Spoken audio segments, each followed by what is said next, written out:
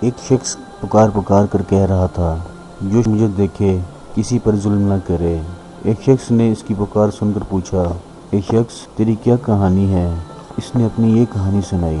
میں ایک سپاہی تھا، ایک دن ساحل پر آیا۔ میں نے ایک شکاری کو دیکھا، اس نے ایک مچھلی پکڑی ہوئی تھی۔ میں نے اسے کہا، یہ مچھلی مجھے دے دو۔ اس نے انکار کیا۔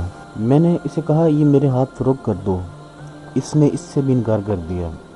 میں نے اس کے سر پر ایک کوڑا مارا اور مچھلی اس سے چھین لی۔ مچھلی کو ہاتھ میں لٹکائے گھر کی طرف چل پڑا۔ اچانک مچھلی نے میرے انگوٹھے کو پکڑ لیا اور چبا ڈالا۔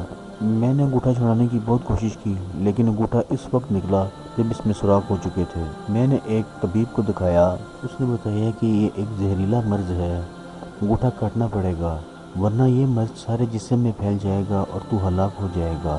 میں نے انگوٹھا گوا دیا، لیکن مرض ہاتھ میں آ گیا۔ پھر میں نے ہاتھ دبا دیا۔ مرض پھر آگے بڑھا تو میں چیخ پڑا، وحشت کے انداز میں بھاگ نکلا۔ جنگل میں ایک درخت کے نیچے مجھے نیند آ گئی۔ کسی نے خواب میں کہا، کب تک تو اپنے اعضاء ایک ایک کر کے کٹواتا جائے گا؟ جس کا حق چھینا ہے اسے لوٹا دے۔ اس وقت مجھے وہ مچھلی یاد آئی۔ میں فوراً ساحل پر پہنچا۔ شکاری وہاں موجود تھا۔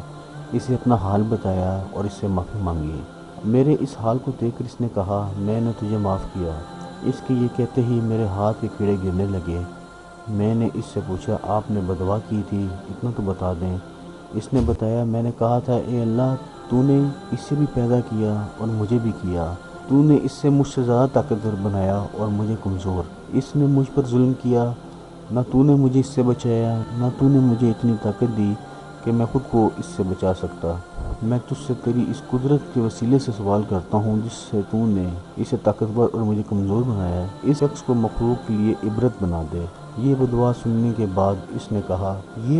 سنانے کے بعد اس نے کہا، لیکن اب میں محسوس کرتا ہوں کہ تیرے ساتھ زیادتی ہوئی ہے۔ ایک مچھلی کی خاطر مجھے ایسی بددعا نہیں کرنا چاہیے تھی، لہٰذا اب تو میری طرف سے یہ قبول کر لے اور اسے اپنے کام میں لا۔ یہ کہہ کر اس نے مجھے 20,000 درہم دیے۔